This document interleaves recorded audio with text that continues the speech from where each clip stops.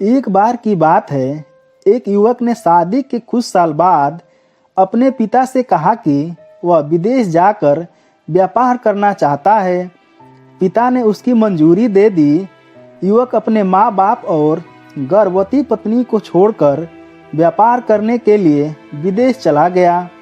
उसने विदेश में कड़ी मेहनत की और धन कमाया और वह बहुत अमीर सेठ बन गया। लगभग 15 वर्ष धन कमाने में बीत गए तो उसे घर वापस लौटने की इच्छा हुई। पत्नी को पत्र लिखकर उसने आने की सूचना दी और जहाज में बैठ गया।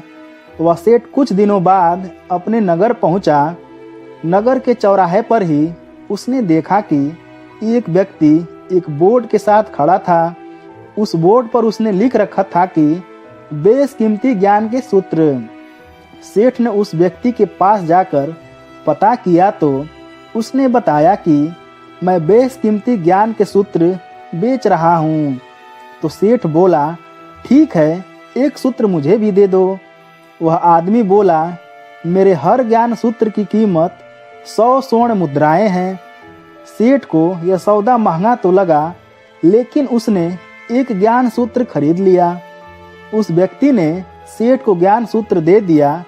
उस ज्ञान सूत्र में यह लिखा था कि कोई भी कार्य करने से पहले 2 मिनट रुककर सोच लेना। सेठ को अपने घर पहुंचते पहुंचते रात हो गई।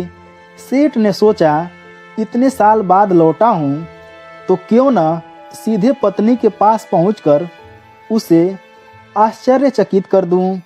घर के चौकीदारों को इशारों से अंदर कुछ भी न कहने से मना कर दिया और सीधे पत्नी के कमरे में चला गया।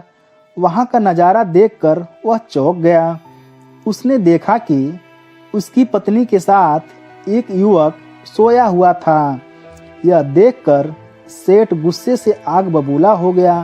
वह सोचने लगा कि मैं परदेश में उसकी चिंता करता रहा और यहाँ यह अन्य पुरुष के साथ सो रही है। आज मैं इन दोनों को जिंदा नहीं छोड़ूंगा। वह गुस्से से अपनी बंदूक निकालकर दोनों पर वार करने ही जा रहा था कि इतने में उसे 100 स्वर्ण मुद्राओं के बदले में जो ज्ञान सूत्र खरीदा था उसकी याद आ गई, जिसमें लिखा था कुछ भी कार्य करने से पहले 2 मिनट जरूर सोच लें। वह 2 मिनट सोचने के लिए रुका। उसने बंदूक वापस पीछे हटाई, लेकिन उसका हाथ किसी बर्तन से टकरा गया। बर्तन के गिरने की आवाज से पत्नी की नींद खुल गई। आँख खुलते ही उसने अपने सामने अपने पति को देखा तो वह बहुत खुश हो गई और बोली, आपके बिना मेरा जीवन सूना सूना था। इंतजार में इतने वर्ष कैसे निकल गए मैं ही जानती हूँ। पत्नी ने इतना बोलकर पास सोए हुए युवक को उठाते हुए बोली, बेटा उठ जा, तेरे पिताजी आए हैं। युवक उठकर जैसे ही पिता को प्रणाम करने के लिए झुका तो माथे की पगड़ी सेठ के पैरों में गिर गई। उसके लंबे लंबे बाल बिखर गए। सेठ की पत्नी ने कहा, यह आपकी बेटी है, इसके सम्मान को कोई आँच न आए, इसलिए मैंने इसे बचपन से ही पुत्र के समान पालन पोषण और संस्कार दिए हैं। यह सुनकर सेठ की आंखों में आंसू की धारा बहने लगी।